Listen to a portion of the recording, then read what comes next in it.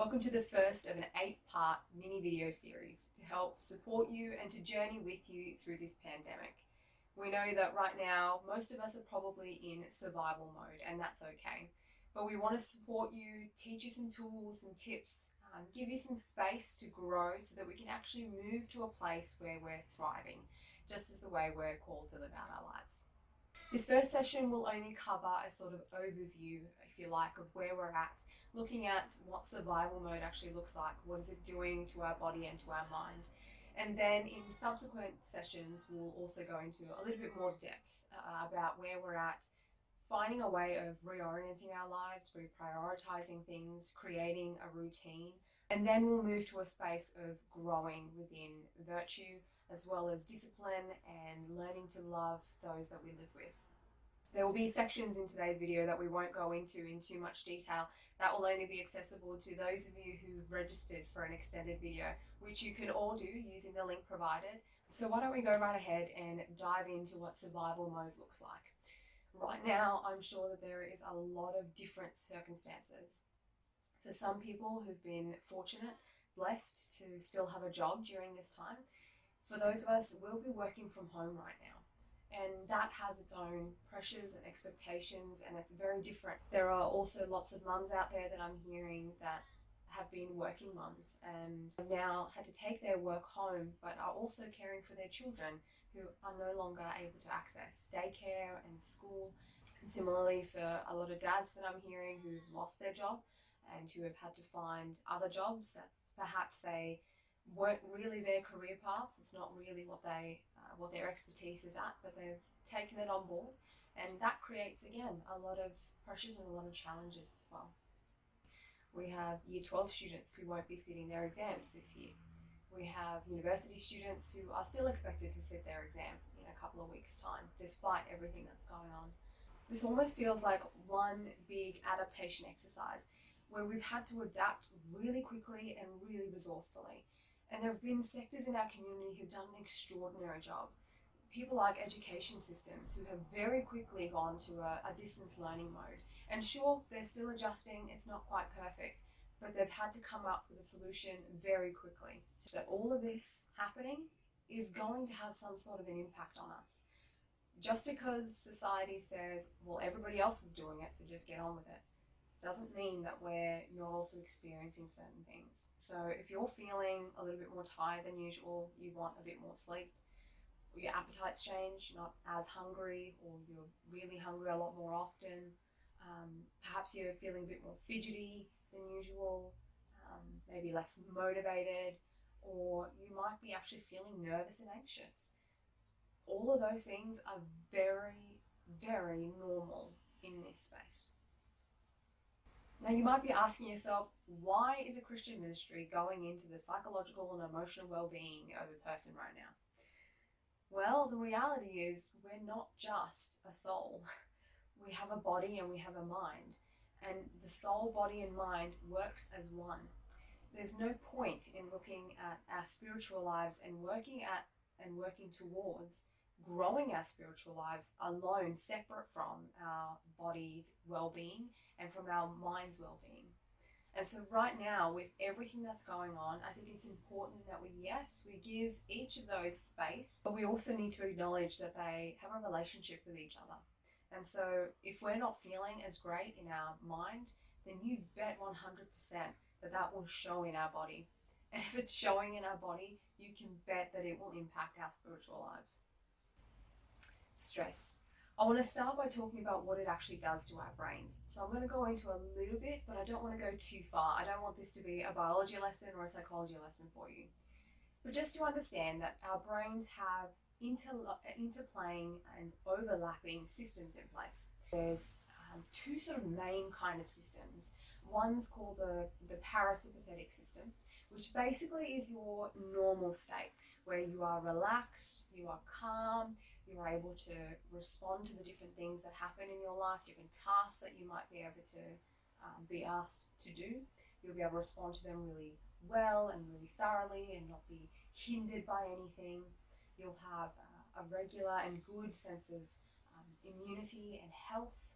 You might be sleeping really well, and you'll be expressive in your facial expressions. You'll be able to relate in terms of emotions to other people in conversation and in communication. And overall, you'll be feeling really happy and open and generally fairly peaceful. That is your one of those systems of the brains in place, your parasympathetic system in place, keeping you going.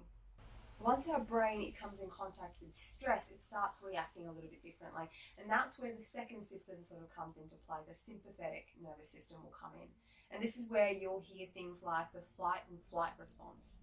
That is a response that our body is taking, or our minds and our bodies are taking, due to the stress that we've been experiencing.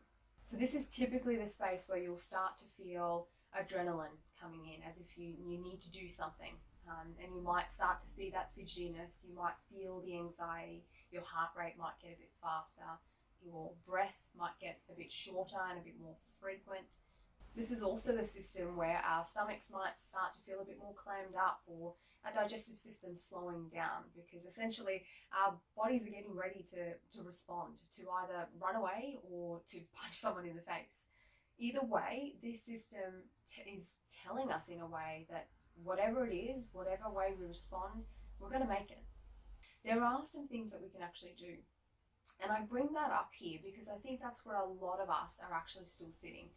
And you might be saying, and I don't feel like I want to run away. I don't feel like I need to punch anyone. And you know what? That's great, wonderful. But I think we have to acknowledge too that there is an underlying level of stress that's consistently there now because of the pandemic, because our lives have changed, and because we're consistently being told new information about COVID that we need to understand and we need to process. That consistently creates change for us.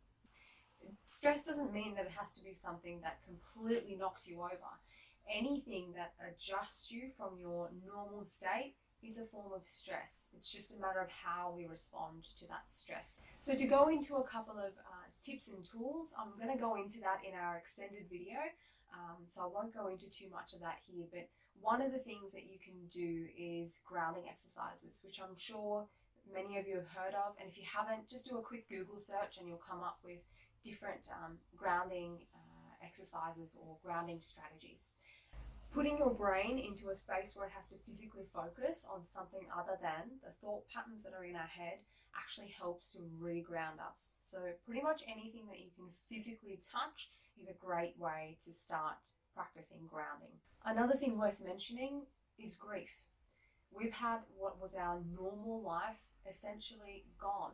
And if there's one thing we know for certain, because we don't know when this pandemic is going to end, we know that by the end of it, at the end of it, things will be different. And that can come with a sense of mourning and a sense of grief.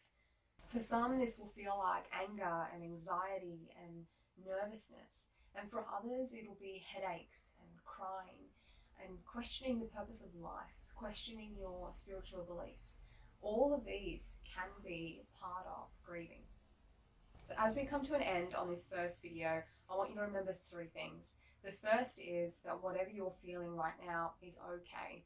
We're all in this weird space in the pandemic together. We've not experienced something like this before. It's all very new and very foreign, and all those thoughts and feelings that you have, they're okay. The second thing is name them. Name what those thoughts and feelings actually are. Name them for what they are.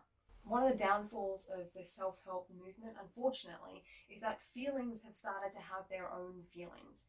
And what I mean by that is things like when we say, I have had a really bad day and I'm feeling really sad. But if I just look at someone else, they've got it so much worse, I'm not allowed to feel like that. We counteract our own emotion with something else. That's not helpful. So just name it. Whatever that thought or that emotion is, name it. And then ask yourself, is there a way that I can help it? Is there a way that I can bring that back into that balanced space where our brain is working normally and fluidly, where it can tell our bodies to work the way it needs, so that our mind, body, and soul is actually in unison, and so that we can go from a place of surviving to thriving.